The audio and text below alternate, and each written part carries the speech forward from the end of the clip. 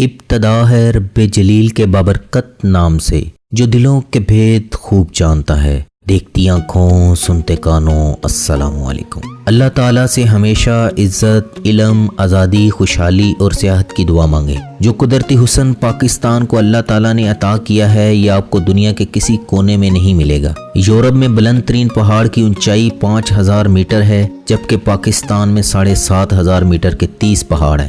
دنیا میں 8000 میٹر کے 14 پہاڑ ہیں، ان میں سے 5 پاکستان میں ہیں۔ پاکستان دنیا کے ان 10 ممالک میں شامل ہے جس میں ہر قسم کی زمین موجود ہے۔ ہمارے ملک میں 1.5 گھنٹے کی فلائٹ کے بعد موسم بدل جاتا ہے۔ جقبہ آباد میں 50 سینٹی گریڈ گرمی پڑتی ہے اور عین اس وقت ناگا پربت، K2، ہندوکش اور راکا پوشی کا درجہ حرارت -50 ڈگری ہوتا ہے۔ ملک میں بے یک وقت صحرا بھی ہیں، سمندر بھی، دریا بھی، میدان میں یہ سرسبز پہاڑ بھی، خشک اور بنجر چوٹیاں بھی، اور برف کی ایسی غاریں بھی جن میں آج تک کسی انسان نے قدم نہیں رکھا۔ اس میں جدید ترین تہذیب 5000 سال پرانی سویلائزیشن کے ساتھ سانس لیتی ہے۔ اس میں موہنجو دڑو بھی ہے، بدھ مت کی قدیم یونیورسٹی بھی، اور سکھ مذہب کے بانی بابا گرو نانک صاحب کی جائے پیدائش بھی، اور ایسے پہاڑ بھی جن کے پتھروں پر آج تک طوفان نوح کے نشان موجود ہیں۔ دنیا میں اس وقت 200 کے قریب ممالک ہیں، جن میں پاکستان ایک ملک ہے جو روس سے کم از کم 10 گنا چھوٹا، لیکن اس کا نہری نظام روس کے نہری نظام سے 3 گنا بڑا ہے۔ پاکستان دنیا میں مٹر کی پیداوار کے لحاظ سے دوسرے، خوبانی، کپاس، گنے کی پیداوار کے لحاظ سے چوتھے، پیاز اور دودھ کی پیداوار کے لحاظ سے 5ویں، کھجور کی پیداوار کے لحاظ سے 6، آم کی پیداوار کے لحاظ سے 7ویں، ٹیکسٹائل اور چاول کی پیداوار کے لحاظ سے 8ویں نمبر ہے۔ گندم کی پیداوار کے لحاظ سے 9ویں اور کینو کی پیداوار کے لحاظ سے 10ویں نمبر پر ہے۔ اس کی صرف گندم کی پیداوار پورے براعظم افریقہ کی پیداوار سے زائد اور براعظم جنوبی امریکہ کی پیداوار کے برابر ہے۔ پاکستان دنیا میں صنعتی پیداوار کے لحاظ سے 55ویں نمبر پر ہے، کوئلے کے ذخائر کے اعتبار سے چوتھے اور تانبے کے ذخائر کے اعتبار سے 7ویں نمبر پر۔ اس کے گیس کے ذخائر ایشیا میں 6 نمبر پر ہیں۔ میزائل ٹیکنالوجی میں پہلے، دنیا کی 7ویں ایٹمی طاقت بھی، اور دنیا کے ان 2 ممالک میں سے ایک ہے جو کلمے کی بنیاد پر بنے ہیں۔ یہ ملک کوئی عام ملک نہیں، اس ملک کو چھوٹا نہیں سمجھنا۔ یہ ملک 50 لاکھ شہداء کی قربانیوں سے تعمیر ہوا۔ آپ کے دشمن آپ کو آپ سے زیادہ جانتے ہیں۔ مایوس کبھی مت ہونا، اس ملک پر سایہ ذوالجلال ہے۔ اس ملک پر کرکٹ کے دروازے بند کر دیے جاتے ہیں اور اللہ اس ملک کو T20 کا چیمپئن بنوا دیتا ہے۔ پوری قوم دیوانوں کی طرح اس وطن کی مٹی پر اپنا تن، من، دھن قربان کرنے کے لیے تیار ہے۔ اپنی اپنی ذمہ داری کو جانیے، کون خوش نصیب ہوتا ہے، یہ اپنے اپنے نصیب ہیں۔ ہمارا K2 اکیلا ہمارے تمام قرضے اتار سکتا ہے، لیکن ہم نے کبھی اس کی طرف توجہ نہیں دی۔ ہم فیری میڈوز سے اربوں روپے کما سکتے ہیں، ہم نے آج تک اس پوٹینشل کو استعمال نہیں کیا۔ ہم صحت کو انڈسٹری نہیں بنا سکے۔ آج ہم وطن عزیز کا وہ رخ پیش کرنے کی کوشش کریں گے جو دوسروں کی نظروں سے اوجھل ہے۔ جائیے گا نہیں کہیں۔ ویڈیو کا باقاعدہ آغاز کرنے سے پہلے تمام نئے آنے والوں سے YouTube پر ہمارا اسپائڈر بل چینل سبسکرائب کر لیں۔ شاہراہ قراقرم چین اور پاکستان کے انجینئروں کا کمال ہے۔ یہ 1300 کلومیٹر شاہراہ ہے، 806 کلومیٹر پاکستان اور 494 کلومیٹر چین میں، جو حویلیاں سے شروع ہو کر چین کے شہر کاشغر پہنچ کر ختم ہوتی ہے۔ یہ دنیا کی شاندار اور حیران کن سڑکوں میں شمار ہوتی ہے۔ چین اور پاکستان کے 25,000 کارکنوں نے سنگلا پہاڑ توڑ توڑ کر بنائی ہے۔ اس کی تعمیر کے دوران سینکڑوں لوگ مارے گئے۔ یہ 1979 میں چین کا جدید ترین دنیا کے ساتھ پہلا زمینی رابطہ تھا۔ اس سڑک نے پاکستان اور چین کے لوگوں کی زندگی میں شاندار کردار ادا کیا۔ چین 80 کی دہائی تک دنیا سے کٹا ہوا تھا۔ دنیا کی کوئی فلائٹ چین جاتی تھی اور نہ ہی چین اترتی تھی۔ چین کے مسلمان عمرہ اور حج کی نعمت سے محروم تھے۔ چین میں قرآن کی اشاعت نہیں ہوتی تھی۔ اس سڑک نے چین کے مسلمانوں پر عمرہ، حج اور قرآن کا راستہ کھول دیا۔ چینی مسلمان شاہراہ قراقرم پر بسوں، گھوڑوں اور پیدل سفر کرتے ہوئے راولپنڈی آتے اور جہاں سے PIA کے ذریعے مکہ اور مدینہ پہنچ جاتے۔ یہ لوگ واپسی پر پاکستان سے قرآن کریم کے نسخے بھی لے جاتے۔ چینی حاجیوں نے پاکستان میں چینی مصنوعات بھی متعارف کرائیں۔ راولپنڈی کالے روڈ پر ان کی سرائیں ہوتی تھی، جسے اب چائنا مارکیٹ بھی کہا جاتا ہے۔ یہ لوگ فلائٹ تک ان سراؤں میں رہتے تھے۔ یہ لوگ دن کو اپنا سامان سرائے کے باہر سجا کر بیٹھ جاتے۔ پاکستانی یہ سامان خریدتے، شام کے وقت یہ سرائے کے اندر چلے جاتے۔ اس سامان میں سنہری رنگ کا سیفٹی ریزر بھی ہوتا تھا۔ پاکستان کی ایک نسل نے اس سیفٹی کے ذریعے شیو کی ہوگی۔ یہ سیفٹی ہمارا چین کے ساتھ پہلا باقاعدہ تجارتی تعارف تھا۔ یہ تو عارف کراکرم کی مہربانی سے ہوا۔ ویورز، آپ پاکستان کے شمالی علاقہ جات سکردو، چترال، کیلاش، نران، کگان، خپلو، ہنزا اور دسائی کا وزٹ کریں۔ آپ ان علاقوں کے صحرا میں گم ہو کر رہ جائیں گے۔ کچورا کے مقام پر شنگریلا کے نام سے ایک چھوٹی سی جنت حقیقتاً دنیا کی خوبصورت ترین جگہوں میں شمار ہوتی ہے۔ آپ دنیا میں جہاں بھی جائیں گے غیر ارادی طور پر اس مقام کا تقابل پاکستان کے شمالی علاقوں سے کرتے رہیں گے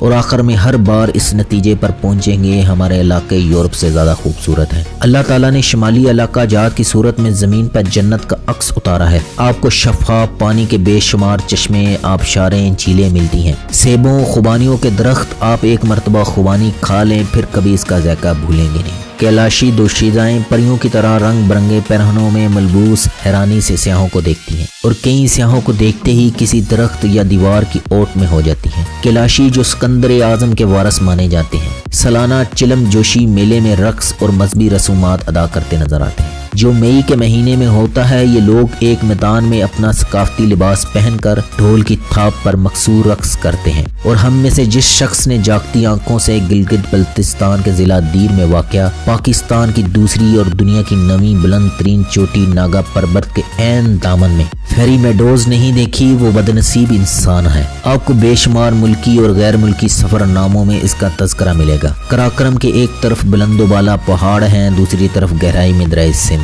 اسلام آباد سے گلگت تک 628 کلومیٹر کا فاصلہ ہے۔ یہ سفر انتہائی کٹھن ہے۔ چلاس خشک بنجر اور سنگلاب پہاڑوں میں گھرا ہوا ہے۔ رائے کوٹ برج یہ مقام فیری میڈوز کا بیس کیمپ ہے، یہاں سے اصل سفر شروع ہوتا ہے۔ عام گاڑیاں یہاں سے اوپر نہیں جا سکتی، چنانچہ لوگ اپنی گاڑیاں یہاں چھوڑ جاتے ہیں اور باقی سفر مقامی جیپوں پر طے ہوتا ہے۔ رائے کوٹ برج پر مقامی لوگ جیپوں کے ساتھ کھڑے ہوتے ہیں۔ ان لوگوں نے جیپوں کی آمد و رفت کا باقاعدہ سسٹم بنا رکھا ہے۔ یہ اپنی اپنی باری پر مسافر اٹھاتے ہیں۔ انہوں نے ریٹس بھی طے کر رکھے ہیں۔ شروع میں ریٹس زیادہ لگے گا لیکن جب تاتو گاؤں پہنچیں گے تو یہ لوگ اس کرائے کے حقدار محسوس ہوں گے۔ آپ پانی کو دو پہاڑوں کے قدموں میں بہتا ہوا دیکھ سکتے ہیں۔ تاتو اس سفر کا واحد سٹاپ اوور ہے جو سلفر کے گرم چشمے کی وجہ سے تاتو یعنی گرم کہلاتا ہے۔ تاتو خوف کے سفر میں امن کا بہت بڑا جزیرہ ہے۔ جیپوں والے وہاں اتار دیتے ہیں۔ اینڈ پوائنٹ پر پورٹر اور گھوڑے بھی دستیاب ہیں۔ یہ مشکل سفر ہے، آکسیجن کی کمی بھی ہو جاتی ہے لیکن سفر کے مناظر انتہائی خوبصورت، جگہ جگہ پانی کے جھرنے،